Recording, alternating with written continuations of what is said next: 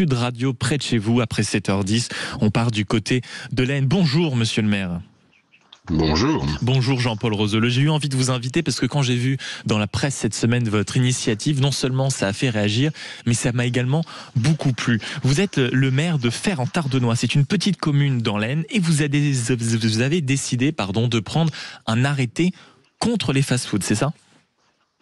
Alors, c'est pas tout à fait ça. J'ai décidé de prendre un arrêté pour interdire les nouvelles installations de fast-food. Oui, les nouveaux. Voilà. Je pense que tout un chacun a le droit de choisir son mode de consommation. Bon, je suis pas un fan loin de là de ça, mais j'estime qu'il y a des gens qui souhaitent ce genre de restaurant, les jeunes, etc. Mais qu'on a une tradition en France, une tradition culinaire qui est de renommée mondiale, et qu'on ne peut pas tolérer qu'on soit complètement submergé par ce genre d'établissement. Mais est-ce que, monsieur le maire, c'était le but aussi de cette décision qui est drastique, qui est forte ?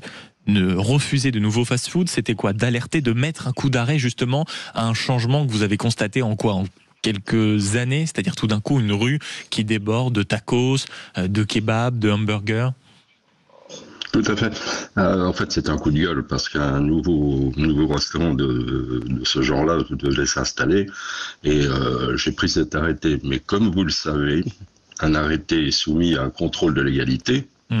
Et je sais pertinemment que cet arrêté ne prendra pas effet, ça va être retoqué par la préfecture. Mais alors ça c'est curieux, pourquoi en réalité un maire n'aurait pas le droit de choisir les restaurants qui s'installent dans la ville qu'il dirige en réalité ? Pourquoi il serait automatiquement rejeté ? Sur quel motif ? Parce que vous pensez que les maires ont un grand pouvoir ? Ah non. On est assujetti à tellement de règles, de contraintes et autres que chaque décision qu'on prend, c'est étudié par l'État qui nous dit ça vous avez pas le droit, ça il faut pas le faire, ça c'est comme ça. Et malheureusement, la liberté du commerce fait qu'on ne peut pas interdire.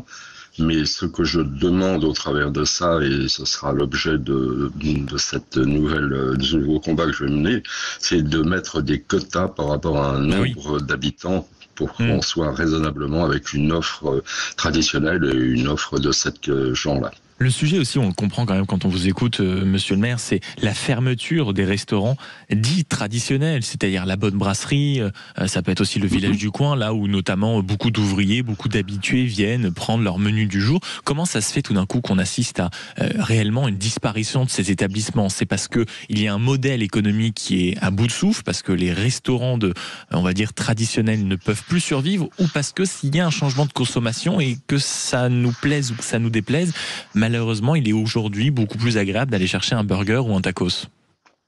Non, je pense que le vrai problème, c'est que déjà pour ouvrir un restaurant traditionnel, il faut avoir un minimum de base de cuisine. Et le gros souci, c'est essentiellement le problème de personnel. Et tous les restaurateurs que l'on rencontre sont tous avec ce souci-là de main-d'œuvre. Et donc vous avez décidé de tirer l'alerte, de tirer l'alerte. Est-ce que vos habitants vous suivent ? Vous sentez quand même qu'il y a deux camps, c'est-à-dire ceux qui bien sûr s'habituent à ces terrasses et à cette restauration rapide, ou ceux qui vraiment étaient en manque de quelqu'un comme vous, Jean-Paul Roseleux, qui tape du poing sur la table pour dire écoutez, maintenant cette restauration à la mode, c'est plus possible. Alors, contrairement à ce qu'on peut penser, même les tenanciers de tacos et autres sont d'accord avec mon arrêté. Pour eux, le fait même les propriétaires d'établissements de restauration rapide, ils vous suivent. Bien sûr. Ouais. Pour eux, rajouter encore de nouveaux établissements, ils vont tous être obligés d'arrêter. Il n'y aura pas suffisamment de clientèle pour pouvoir répondre aux frais qui sont engagés par ces établissements-là. Et même un habitant dans un des reportages qui vous était dédié, je l'avais noté, la phrase m'avait fait sourire, c'est au bout d'un moment, trop de kebab, tue le kebab. Merci beaucoup monsieur le maire Jean-Paul Roseleux d'avoir été avec nous. Vous êtes le maire de Fère-en-Tardenois dans l'Aisne et vous avez pris un arrêté pour justement limiter, interdire désormais l'installation des nouveaux fast-foods. On va suivre ça avec intérêt. Merci beaucoup d'avoir été avec nous ce matin.